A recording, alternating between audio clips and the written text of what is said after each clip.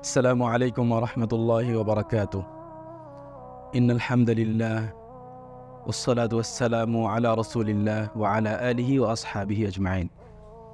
সম্মানিত দর্শকবৃন্দ, এর আগের পর্বে আমরা শুনেছিলাম যে রাসূল সাল্লাল্লাহু আলাইহি ওয়াসাল্লামের কোরআনের সাথে কত গভীর সম্পর্ক ছিল, কিভাবে রাসূল সাল্লাল্লাহু আলাইহি ওয়াসাল্লাম কোরআনকে ভালোবাসতেন, কোরআনে কারীম গ্রহণ করার সময় কষ্ট সহ্য করতেন, কোরআনে কারীম মুখস্থ করার চেষ্টা করতেন, কোরআন কিভাবে তেলাওয়াত করতেন, কত বেশি তেলাওয়াত করতেন এবং কোরআনে কারীম সংরক্ষণ করার জন্য সাহাবায়ে কেরামকে লিখার আদেশ করতেন।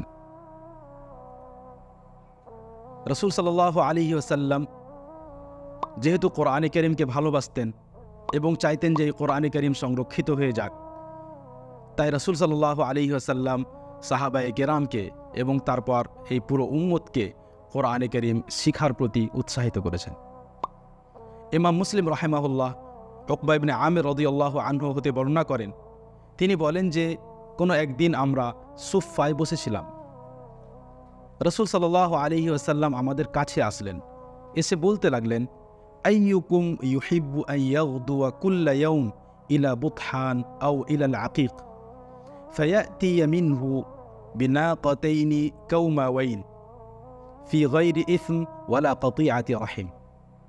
তোমাদের মধ্যে কে এমন আছে যে চায় যে প্রত্যেক দিন সকালে সে বুতহান কিংবা আকিক নামক জায়গায় যায় আর সেইখান থেকে দুটি উঁচু কোচ বিশিষ্ট উট নিয়ে আসে, আর এতে তার কোনো গুনাহ না হয় আর আত্মীয়তার সম্পর্ক বিচ্ছিন্ন করাও না হয়। সুন্দর এই দুটি উট নিয়ে বাড়ি ফিরে চলে আসে।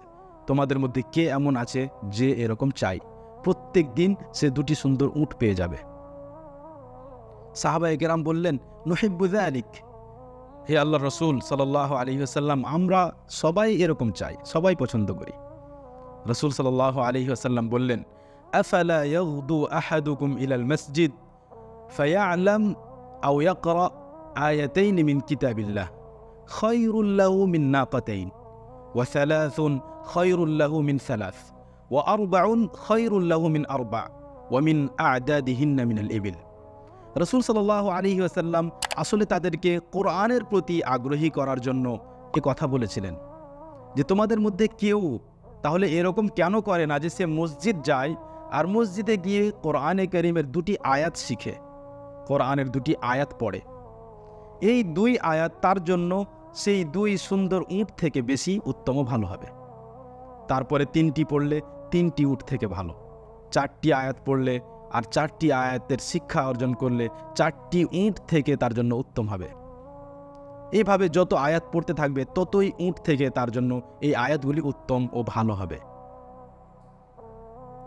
বুখারী রাহিমাহুল্লাহ বর্ণনা করেন, উসমান বিন আফফান রাদিয়াল্লাহু আনহু বলেছেন যে রাসূল সাল্লাল্লাহু আলাইহি ওয়াসাল্লাম বলেছেন, খায়রুকুম মান তাআল্লামাল কুরআনা ওয়া আল্লামাহ,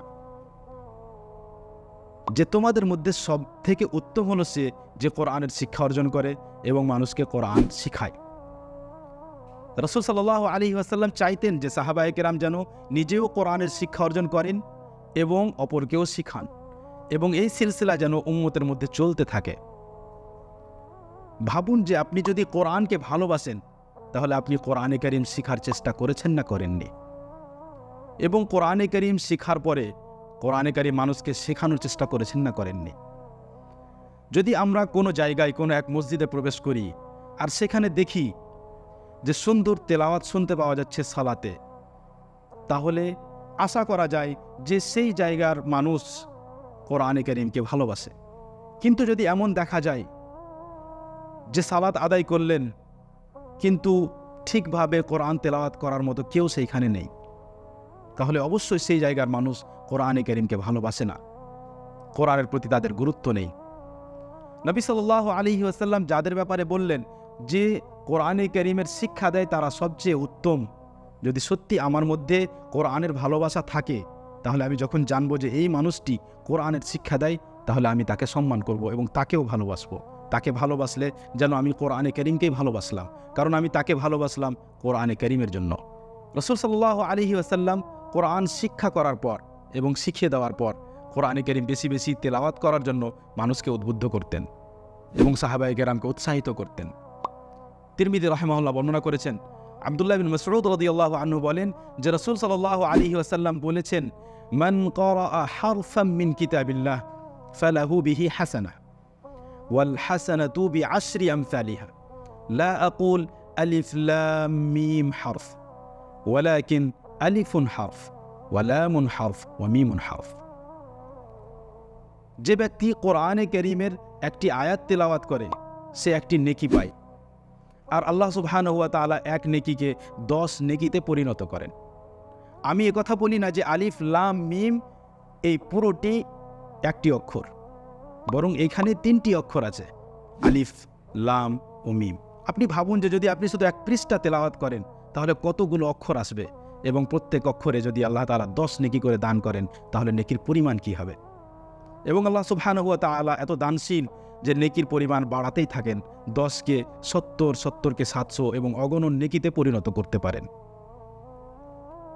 রাসূল সাল্লাল্লাহু আলাইহি ওয়াসাল্লাম কোরআনকে কত ভালোবাসতেন যে তিনি স্বয়ং জিবরিল আলাইহিস সালাতু ওয়াস সালামের কাছ থেকে কোরআনের তেলাওয়াত শুনেছেন, তার উপর কোরআন নাজিল হতো। এরপরেও তিনি পছন্দ করতেন, তিনি চাইতেন, আকাঙ্ক্ষা করতেন যে সাহাবায়ে কেরামের কাছ থেকে কোরআনের তেলাওয়াত শুনেন। মুসলিম রাহিমাহুল্লাহ বর্ণনা করেছেন আব্দুল্লাহ বিন মাসউদ রাদিয়াল্লাহু আনহু হতে যে রাসূল সাল্লাল্লাহু আলাইহি ওয়াসাল্লাম আমাকে বললেন, ইকরা আলাইয়াল কোরআন, আমাকে কোরআন তেলাওয়াত করে কিছু শোনাও, আমাকে কোরআনের কিছু আয়াত শোনাও। আব্দুল্লাহ বিন মাসউদ রাদিয়াল্লাহু আনহু অবাক হলেন, বললেন, আকরাউ আলাইক ওয়া আলাইকা উনজিল, হে রাসূল সাল্লাল্লাহু আলাইহি ওয়াসাল্লাম, কিভাবে আপনার সামনে আমি কোরআন তেলাওয়াত করব? আপনার উপর তো কোরআন নাজিল হয়েছে, আমি আপনার সামনে কিভাবে কোরআন পড়ব? রাসূল সাল্লাল্লাহু আলাইহি ওয়াসাল্লাম বললেন, ইন্নী আশতাহি আন আসমাআহু মিন গায়রি, এই বাক্যটি ভালোভাবে শুনুন। রাসূল সাল্লাল্লাহু আলাইহি ওয়াসাল্লাম বললেন যে আমার মনে আকাঙ্ক্ষা হয়, প্রবল ইচ্ছে হয় যে আমি কোরআন অন্যের কাছ থেকে শুনি। রাসূল সাল্লাল্লাহু আলাইহি ওয়াসাল্লাম অন্যের কাছ থেকে কোরআন শোনার আকাঙ্ক্ষা রাখতেন। আব্দুল্লাহ বিন মাসউদ রাদিয়াল্লাহু আনহু সূরা নিসা তেলাওয়াত করতে শুরু করলেন। তেলাওয়াত করতে করতে আয়াত নম্বর 41-এ পৌঁছালেন, যেখানে আল্লাহ সুবহানাহু ওয়া তাআলা বলেছেন, ফাকাইফা ইযা জি'না মিন কুল্লি উম্মাতিন বিশাহিদ ওয়া জি'না বিকা আলা হাউলাই শাহীদা, যে সেদিন কি অবস্থা হবে যখন প্রত্যেক জাতির জন্য একজন করে সাক্ষী আমি নিয়ে আসব, উপস্থিত করব, এবং হে মুহাম্মদ সাল্লাল্লাহু আলাইহি ওয়াসাল্লাম এই জাতির সাক্ষী রূপে আপনাকে উপস্থিত করা হবে। ইবনে মাসউদ রাদিয়াল্লাহু আনহু বলেন, ফারাফা'তু রাসি আও গামাযানি রাজুলুন বিজামবি ফারাফা'তু রাসি ফারাআইতু দুমুআহু তাসিল। রাসূল সাল্লাল্লাহু আলাইহি ওয়াসাল্লামের দিকে আমি চোখ তুলে দেখলাম, বা পাশে কেউ ছিল যে আমাকে ইঙ্গিত করলো। আমি চোখ উঠিয়ে যখন রাসূল সাল্লাল্লাহু আলাইহি ওয়াসাল্লামের দিকে দেখলাম যে তার চক্ষু অশ্রুসিক্ত হয়ে গেছে, তার চোখ দিয়ে অশ্রু ঝরে যাচ্ছে। কারণ এই আয়াতে রাসূল সাল্লাল্লাহু আলাইহি ওয়াসাল্লামকে সম্বোধন করা হয়েছিল যে আপনাকে সাক্ষী হিসেবে নিয়ে আসা হবে, তখন কি অবস্থা হবে। এখানে আরও একটি বোঝার বিষয় এই যে রাসূল সাল্লাল্লাহু আলাইহি ওয়াসাল্লাম কোরআন শোনার এত আকাঙ্ক্ষা রাখতেন অন্যের কাছ থেকে, কিন্তু কোরআনে কারীম কিভাবে শুনতেন? মন থেকে কোরআনে কারীম শুনতেন। কোরআন শুনতেন তখন বুঝতে পারতেন, তাই তার চোখ দিয়ে জল বেরিয়ে আসত। আল্লাহ সুবহানাহু ওয়া তাআলা এই কোরআনে কারীম আমাদেরকে বিশাল নিয়ামত দান করেছেন। আপনি যদি কোরআন শুনতে অভ্যস্ত হয়ে যান, কোরআনে কারীমের মধ্যে যে মাধুর্য আছে তা আপনি অন্য কোথাও পাবেন না। এবং আল্লাহ সুবহানাহু ওয়া তাআলার এই কিতাব, এই কোরআনে কারীমের আয়াত যখন আপনি শুনতে শুরু করবেন, নিজেকে গুনাহ থেকে পবিত্র করবেন, তওবা করবেন, সত্য তওবা, তখন আপনি এত আনন্দ পাবেন যে অন্য কিছু আর শুনতে চাইবেন না, অন্য কিছু আর শুনতে আপনাকে ভালোই লাগবে না। এই জায়গায় দুটি কথা বলতে চাই। কিছু মানুষ যারা কোরআনে কারীম শোনেই না কিন্তু গুনাহের জিনিস শোনে, আর কিছু মানুষ এমন আছে যারা কোরআনে কারীম শোনে না আর গুনাহের কথাও শোনে না, কিন্তু এমন কিছু শোনে যাতে কোনো নেকি নেই, আর সেগুলো শুনতে শুনতে কোরআন থেকে উদাসীন গাফিল হয়ে যায়। যদি তাদের সামনে কোরআনে কারীমের তেলাওয়াত শুরু করা হয় তাহলে হয়তো 5 মিনিট শুনতে পারবে, কিন্তু যদি কবিতা, শায়েরি এসবগুলি শোনানো হয়, নসিহত শোনানো হয়, তাহলে হয়তো ঘন্টার ঘন্টা শুনতে থাকবে, বিরক্ত হবে না। এই জায়গায় ইবনে কাসির রাহিমাহুল্লাহ বলেন যে একজন মানুষকে ভাবা উচিত যে যখন তার সামনে কোরআনে কারীম থাকে এবং অন্যান্য আরও কিছু থাকে, তার অন্তর কোন দিকে যায়। যদি তার অন্তর কোরআনের দিকে না যায়, অন্যদিকে বেশি এগিয়ে যায়, তাহলে এই মানুষটি সেই আয়াতের অন্তর্ভুক্ত হতে পারে যে আয়াতে আল্লাহ সুবহানাহু ওয়া তাআলা বলেন রাসূল সাল্লাল্লাহু আলাইহি ওয়াসাল্লামের মুখে, ওয়াকাল আর-রাসূলু ইয়া রাব্বি ইন্না কওমি ইত্তাখাযু হাযাল কুরআন মাহজুরা। যার অর্থ হলো যে হে আল্লাহ সুবহানাহু ওয়া তাআলা, আমার জাতির লোকেরা কোরআনে কারীমকে ছেড়ে দিয়েছে। দেখুন, যদি আপনার মন কোরআনের দিকে না গিয়ে অন্যদিকে বেশি বেশি যায়, তাহলে আপনি এই আয়াতের অন্তর্ভুক্ত হবেন। এবং এই আয়াতে রাসূল সাল্লাল্লাহু আলাইহি ওয়াসাল্লাম সেই মানুষদের অভিযোগ করেছেন আল্লাহ সুবহানাহু ওয়া তাআলার কাছে, যে এরা কোরআনে কারীমকে ছেড়ে দিয়েছে। এত বড় নেয়ামত পাওয়ার পরেও কোরআন থেকে এরা দূরে, কোরআন থেকে নিজেকে বঞ্চিত করে রেখেছে। আপনি আশ্চর্য করবেন যে রাসূল সাল্লাল্লাহু আলাইহি ওয়াসাল্লাম কোরআন শোনার জন্য কত চেষ্টা করতেন, এবং কোথাও কোরআন শুনতে পেলে তিনি দাঁড়িয়ে যেতেন, থমকে দাঁড়িয়ে যেতেন, শুনতে লাগতেন। ইমাম মুসলিম রাহিমাহুল্লাহ বর্ণনা করেছেন, আবু মুসা আল আশআরী রাদিয়াল্লাহু আনহু বর্ণনা করেছেন যে রাসূল সাল্লাল্লাহু আলাইহি ওয়াসাল্লাম তাকে বললেন, ইয়া আবা মুসা লাউ রাআইতানি ওয়া আনা আস্তামিউ লিকিরাআতিকাল বারিহা লাকাদ উতিতা মিজমারাম মিন মাজামিরি আলি দাউদ। আবু মুসা, যদি তুমি আমাকে দেখতে কাল রাত যখন তুমি কোরআন তেলাওয়াত করছিলে আর আমি দাঁড়িয়ে দাঁড়িয়ে তোমার তেলাওয়াত শুনছিলাম, যদি তুমি আমাকে দেখতে। তার মানে আবু মুসা আল আশআরী রাদিয়াল্লাহু আনহু জানতেই পারেননি রাসূল সাল্লাল্লাহু আলাইহি ওয়াসাল্লাম হয়তো বাইরে থেকেই তার তেলাওয়াত শুনছিলেন, এবং আবু মুসা আল আশআরী রাদিয়াল্লাহু আনহুর কণ্ঠ ছিল খুব সুমধুর।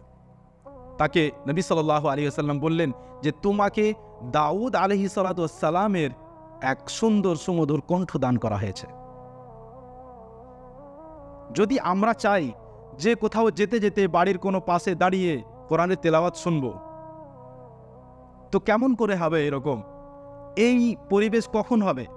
কখন আমি কোনো বাড়ির পাশে দাঁড়িয়ে কোরআনের তেলাওয়াত শুনতে পাবো?